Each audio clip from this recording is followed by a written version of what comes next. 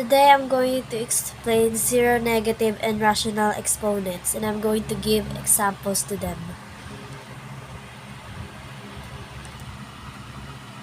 So my first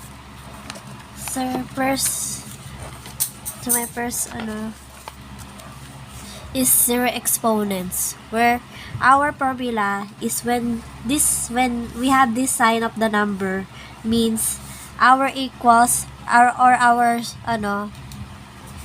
results will always going to be 1,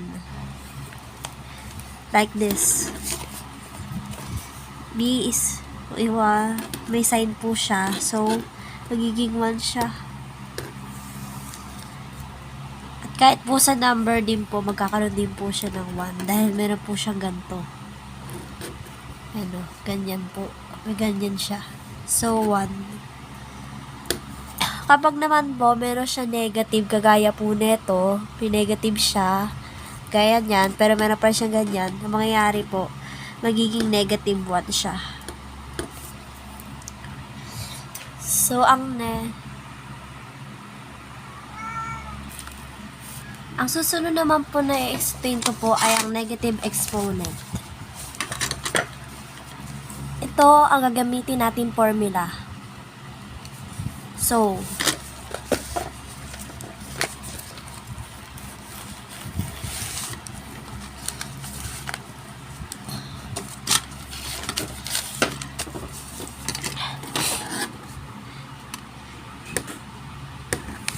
dahil po ito isang negative, agayahin po natin to. Kuhain natin ang 1 dito.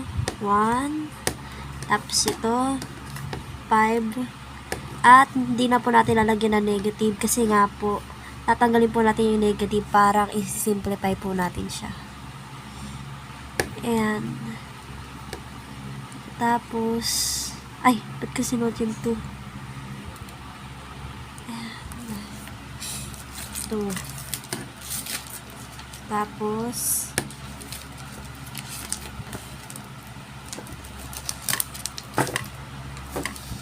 gagawin natin ay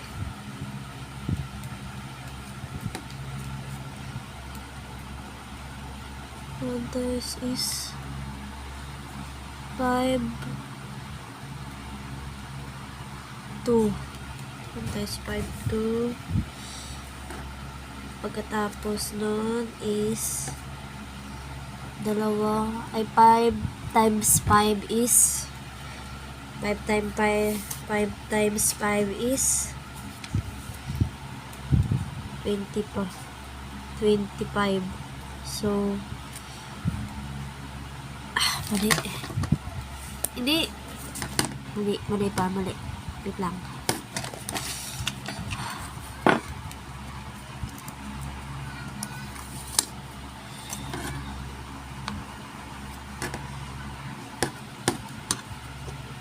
So, is magiging ganyan. Tapos, 5 times 5 is 25.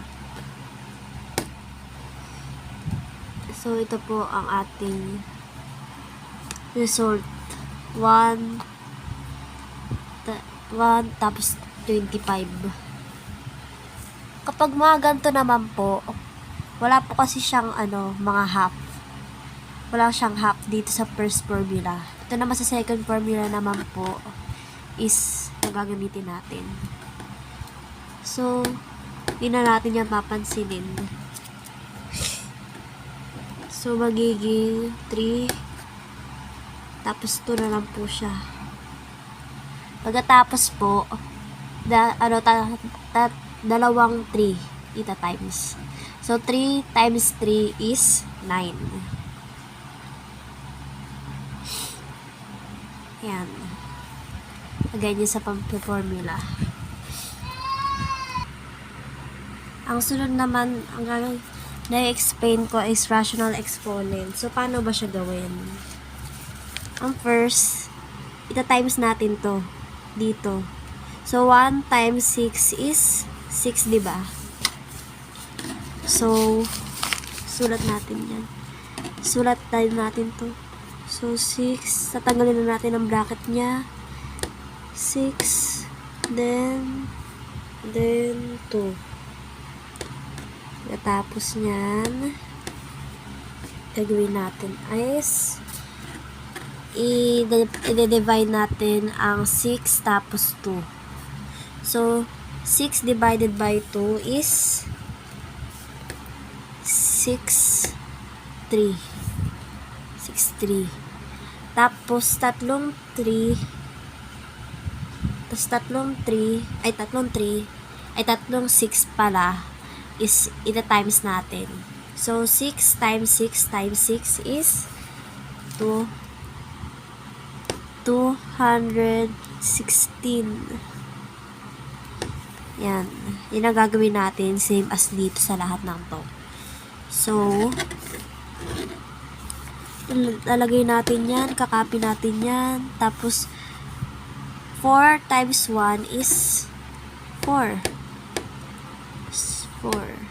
Tapos, 4 divided by 4 is 1. 4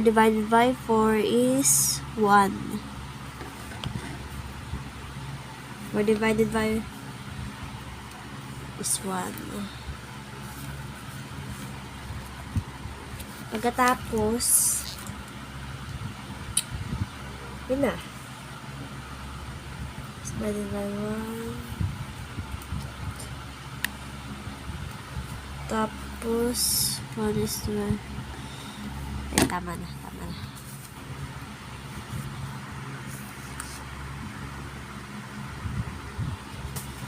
And, ito naman. Copy natin ng 6. 5 times 2 is 10. Copy natin yung 5. Tapos, 10 divided by 5 is